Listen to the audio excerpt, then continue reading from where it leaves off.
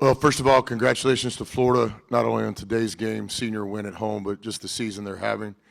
A lot of respect for what they've built here in a short time. Great roster build, basically 9-man rotation with 3 or 4 guys that played last year. And to get players to return these days is a luxury. So they've got the experience returning. Did a really good job in portal recruiting players that fit them. So it's a really impressive roster build. It's a really good team. In my opinion, they should be a 1 seed in the NCAA tournament. They're deserving of that. In terms of the basketball game, I'll tell you exactly what we just told our team. You have to have a defense in the month of March.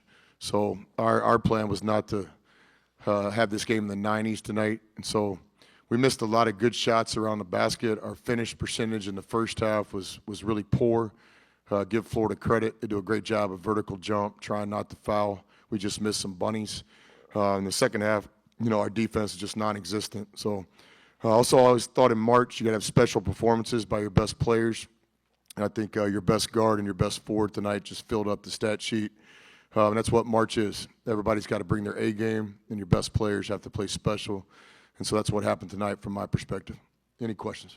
You guys are up, it's 40-37 game, and they just go on that spurt. I think it was 14-0. I mean, when you look back at that, that flurry, I mean, in terms of, you touched on the defense, or were there any other breakdowns or things that you kind of saw there? Yeah, again, in the first half, interesting kind of box score. We got like a record number of shots in the paint. We just shot a very low percentage. We just got to demand the foul there. We got to finish at a higher percentage, or we got to do a better job of executing inside out. I give Florida credit. It's obvious to me that they teach not fouling. They teach vertical jump, do a good job of it. They obviously have some shot blockers. During that time where we were missing some good shots from our perspective, we just couldn't get a stop. Some of those possessions are where Clayton just kind of took over and was making tough one-on-one shots. But you've got to be able to absorb that in March. The best players are going to have March moments, and your team defense has to be able to hang in there and calm some of those storms. So our offense did not help our defense during some of those runs, and our defense was just non-existent. How difficult are they to match up with down low? Just the talent they have in the front court, and you get out-rebounded by, 12? And just how difficult is that to win on the road in the SEC? Yeah, very difficult. Again, in my opinion, they're a 1 seed in the NCAA tournament. They basically have 4 guards. They can dribble, pass, and shoot. And all can play make just enough. They have an NBA point guard in Clayton. And then the bigs just come in swarms. They do a great job with a 4-man rotation, keeping guys fresh so they can rim run and seal. So just a really talented team. 1 through 9. I don't know if there's a more talented team in college basketball. That's why they're deserving of the attention and respect they're getting as the SEC tournament begins. I think he checked out with around 11 minutes left. Just how is he doing? Is that related to the same injury he was dealing with coming into tonight? Yeah, just a lot of that was coach's decision down the stretch, just making sure, nothing crazy happened in the last few minutes because we need Matt in Nashville. Once the game was kind of out of hand, that was a coaching decision. But Matt's been playing banged up all year. It's well documented, or at least it is in Oxford, Mississippi. A lot of respect for Matt and what he's doing this year to help his team. He's got a couple of much-needed days of rest. We avoided the first day in Nashville, which is good.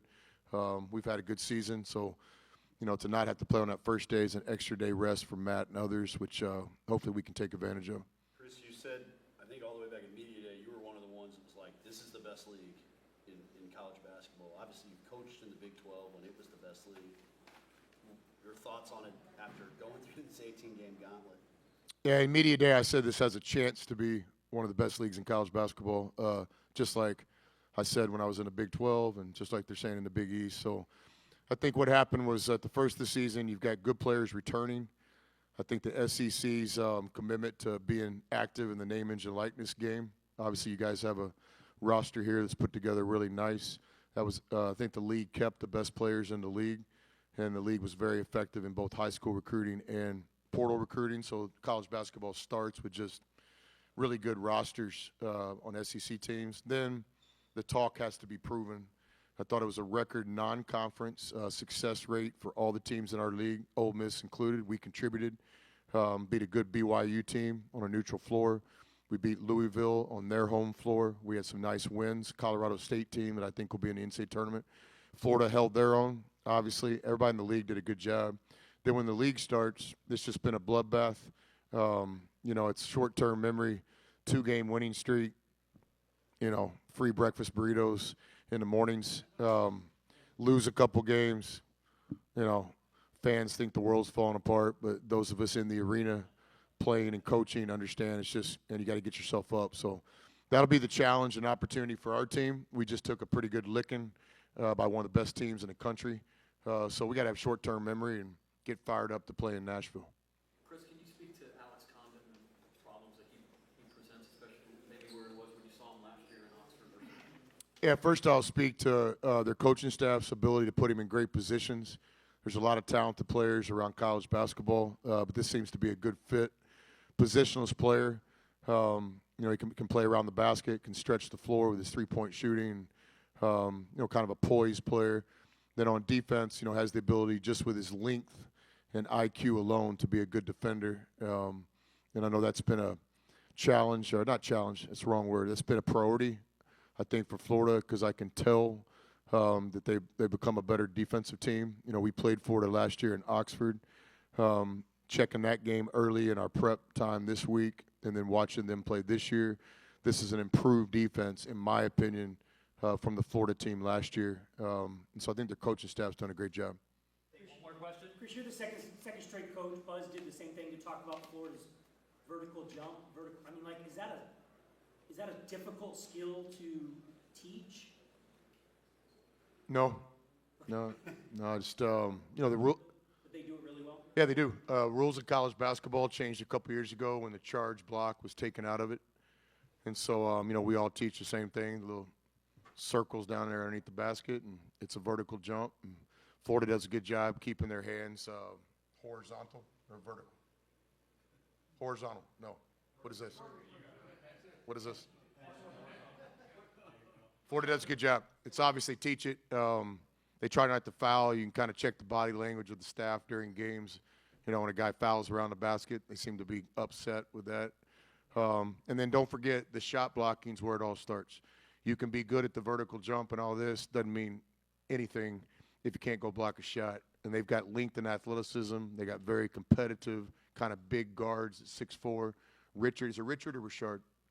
Richard, really good player. So they got size and skill in the guard spot. And so it's a shot blocking team, in my opinion. And then once you get past that, they do a good job of not fouling. Thanks, y'all. All right, thank you.